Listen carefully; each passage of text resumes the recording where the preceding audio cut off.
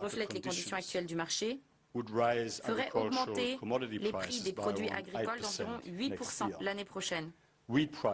Les prix du blé pourraient augmenter jusqu'à 13%.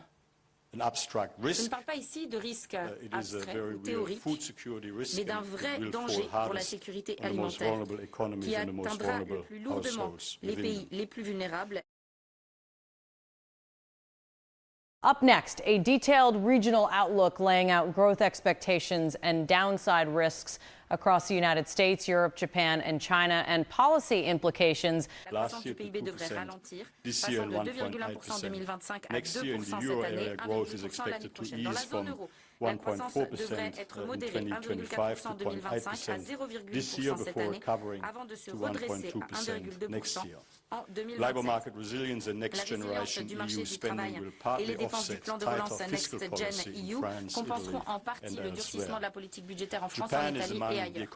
Le Japon, c'est l'une des économies les plus exposées à ce conflit par le biais des importations d'énergie et ses chaînes d'approvisionnement. La croissance au Japon devrait passer de 1,1% en 2025, appuyée par une croissance vigoureuse des salaires et des subventions énergétique apportera certaines réserves. En Chine, la croissance devrait refluer de 5% en 2025 à 4,5% en 2026, 4,3% en 2027.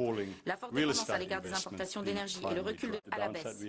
Afin d'illustrer ces risques baissiers, nous avons élaboré un scénario de perturbation qui se prolongerait, dans lequel les prix de l'énergie resteraient supérieurs de 50% au prix des marchés à terme, du troisième trimestre 2026 au troisième trimestre 2027.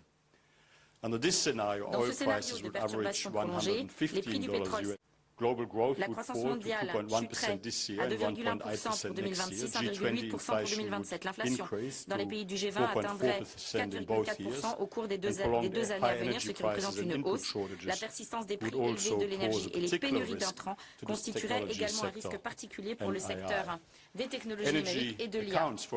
L'énergie, qui représente environ 60% des coûts d'exploitation des data. Following that, a prolonged disruption scenario with higher energy and fertilizer costs and looming urgent risks to food supplies and prices for vulnerable countries. Jusqu'à présent a permis de compenser en partie toutes ces perturbations.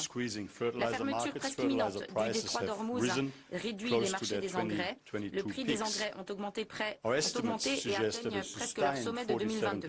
D'après nos estimations, une hausse soutenue de 47% des prix des engrais, qui reflète les conditions actuelles du marché, ferait augmenter les prix des produits agricoles d'environ 8% l'année prochaine. Les prix du blé pourraient augmenter jusqu'à 13%. Je ne parle pas ici de risque abstrait ou théorique, mais d'un vrai danger pour la sécurité alimentaire qui atteindra le plus lourdement les pays les plus vulnérables. Depuis fin février, les rendements des obligations souveraines ont connu une augmentation dans la plupart des pays. Cela signifie que les gouvernements sont confrontés à des augmentations plus immédiates des coûts de financement. Cela va limiter la marge de manœuvre budgétaire disponible pour réagir aux chocs multiples. En termes de priorité d'action, la chose la plus importante à faire pour atténuer les pressions sur l'économie mondiale actuellement, c'est de rétablir des routes commerciales sécurisées passant par le Moyen-Orient et de protéger les infrastructures énergétiques. Tant que les perturbations perdurent, toutes les autres mesures prises par les pouvoirs de politique monétaire, les banques centrales des grands pays avancés ont maintenu leur taux directeur jusqu'à présent en 2026. Maintenant, si le choc énergétique reste maîtrisé, que les anticipations d'inflation restent ancrées, la hausse de l'inflation pourrait s'avérer tout à fait temporaire et ne pas nécessiter d'intervention des pouvoirs publics. Toutefois, si des tensions plus importantes et plus persistantes se font jour, des ajustements seront nécessaires. And finally, rising government borrowing costs tighten budgets, so priorities are securing trade routes, protecting energy infrastructure, and careful central bank steps. On fiscal policy, the constraints are real and they're tightening. Pour la politique budgétaire, les contraintes sont réelles, elles se durcissent. La dette publique totale dans la zone OCDE a atteint 111% du PIB fin 2025, alors que ce n'était que 74% en 2007. Les tensions pèsent sur les dépenses liées au vieillissement démographique, au service de la dette, à l'augmentation des besoins en matière de défense. Il est désormais essentiel de redoubler d'efforts pour maîtriser, mieux orienter les dépenses, améliorer l'efficience du secteur public et accroître les recettes. tout en préservant le potentiel de croissance dont dépend en définitive la réduction de la dette. Face au choc énergétique, beaucoup de pays de l'OCDE ont mis en place des mesures de soutien destinées aux ménages et aux entreprises. Notre recommandation est la suivante. Les mesures doivent être ciblées, temporaires, avec des dates d'échéance claires. Les mesures de trop grande ampleur sont coûteuses sur le plan budgétaire et inefficaces pour réduire la consommation d'énergie. Notre analyse montre que sur l'ensemble des mesures de soutien liées à l'énergie adoptées par les pays de l'OCDE en réponse à ce conflit, près de 55%, c'est énorme, n'ont pas été suffisamment ciblés.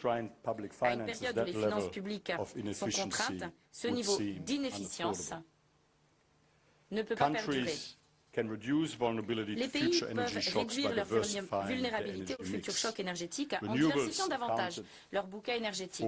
Les énergies renouvelables entre 2019 et 2024 n'ont représenté que 6% de l'approvisionnement total en énergie dans la zone de l'OCDE. L'énergie nucléaire, qui ne représentait que 9% de la production d'énergie totale dans les pays de l'OCDE sur la même période, alors que c'était 11% au milieu des années 90. C'est un outil incontournable pour la sécurité énergétique, l'accessibilité financière et la durabilité. Et le nucléaire mérite d'être réévalué avec lucidité. Le développement des capacités dans le domaine du nucléaire, notamment par le biais de petits réacteurs